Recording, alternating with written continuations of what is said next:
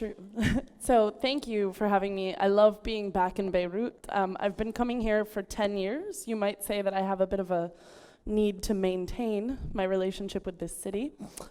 So about a decade ago, I was working at a research center at Harvard University where I was studying the impact of state censorship on individuals and looking specifically at the methods that governments were using to block websites and censor the internet. So I come from a background of research and also one of advocating for free expression and access to information. So Nicholas has set me up very well for this talk.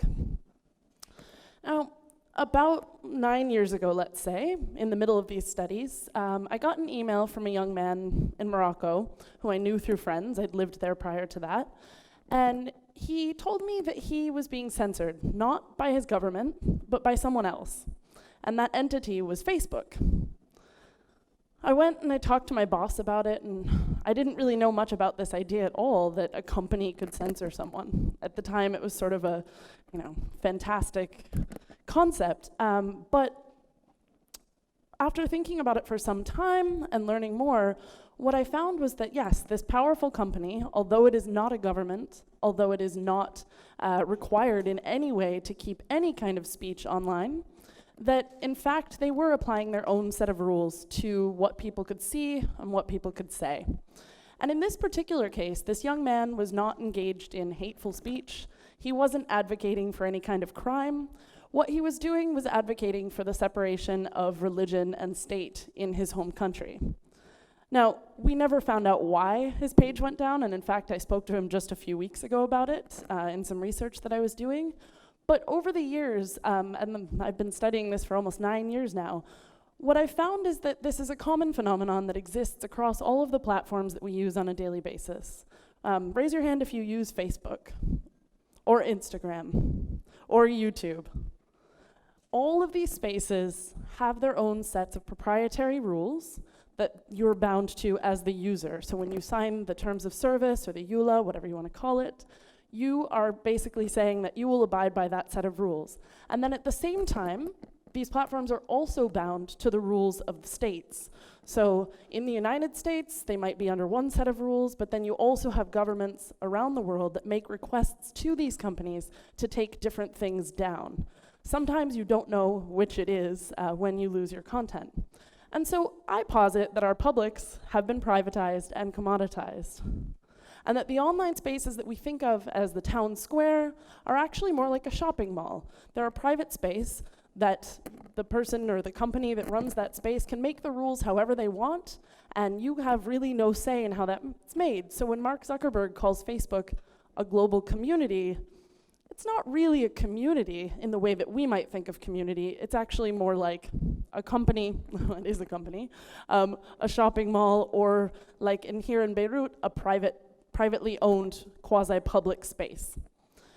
And what's fascinating to me is that the maintenance required to keep these spaces safe is actually a really, really complex system that a professor at UCLA named Sarah T. Roberts has called commercial content moderation.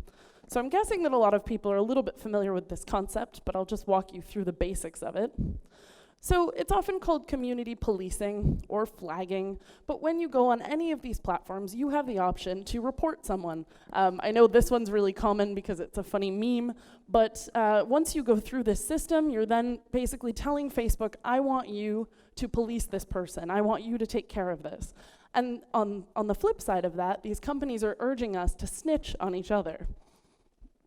Last year, I worked on a film called The Cleaners that was created by two German directors. And this is a slide from that film. This woman is a person who used to work at another company that was contracted by one of these companies, probably Facebook, to clean the internet. And she's based in Manila in the Philippines. She's getting paid very little. She's getting trained very little. And she has to look at things from child sexual abuse imagery to beheading videos to every worst possible thing that you can imagine on the internet. And so halfway around the world, these people are being paid to clean up the internet so that we don't have to see that horrible stuff. So what does this mean in the context of freedom of expression or freedom of information? Well, the result of this is that we've got sort of a messy situation that's bound by a messy set of rules that are not always applied evenly. And I'm not going to blame her for that. I'm going to blame the people who actually make those rules and the way that they're implemented through this complex system. So we see all kinds of examples like this. One of the ones that I was in Tunis actually to talk about is the example of this group called the Syrian Archive, and I just want to mention them because they're doing incredible work. What they do is they actually they categorize and archive and save videos that are coming out of Syria documenting the war there. And in a lot of cases, these videos are being used in tribunals. So we've already seen a couple of cases where videos that were found on YouTube, uploaded by some person that we might not even know, are able to be used to prosecute people for war crimes. And this has also happened in Libya and a couple of other places. But YouTube keeps taking those videos down, no matter what. And they're aware of the problem, but because of the complexity of the system, and increasingly the use of automated tools in this process, there's really little that we can do to get them to keep the videos up. And you've got all kinds of other examples too. I mean, I've shown you a few here. I can flip back for just a second. You've got people's identity. I think that this is a really important one. Framing different words for different people. For some people, this is a homophobic slur. For other people, it's a term that they've taken back for their own community. And you've got political examples and all sorts of other things as well. Oop. So, I would like to posit that there is another way forward. We don't have to look at community the way that Mark Zuckerberg looks at community, and we don't have to live under what I've kind of come to think of as these oppressive boy king rulers. I think that we should be thinking about creating our own communities and maintaining our own communities. So in my work on commercial content moderation, what I've been thinking about lately is this idea that we need to take it back. Now, that may not happen on these platforms. Perhaps they're too far gone, and I can tell you from experience that no matter how hard we push, the rules only move just a little bit at a time. But we have the option to create new spaces online. Just as Nicholas was saying, we can talk about creating our own spaces, our own communities, building our own decentralized networks, and that has a technical meaning, but also a cultural meaning as well.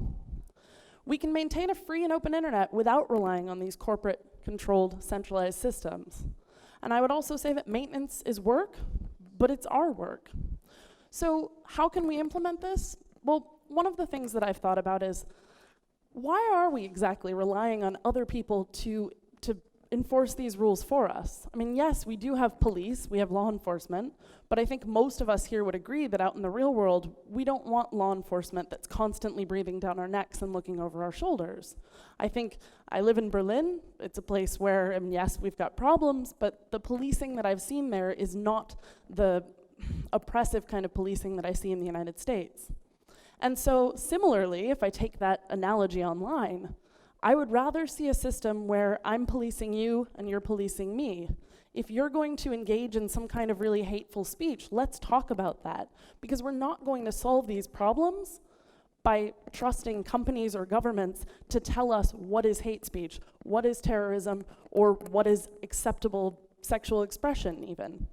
Instead, I would like to see us talk more about these things as societies, because ultimately censorship is putting a bandage over a gaping wound.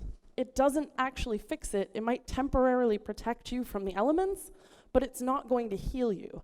And if we want to heal societies, I think that we need to think beyond this idea of constant policing, whether it's in the real world or, in my case, what I'm thinking about online.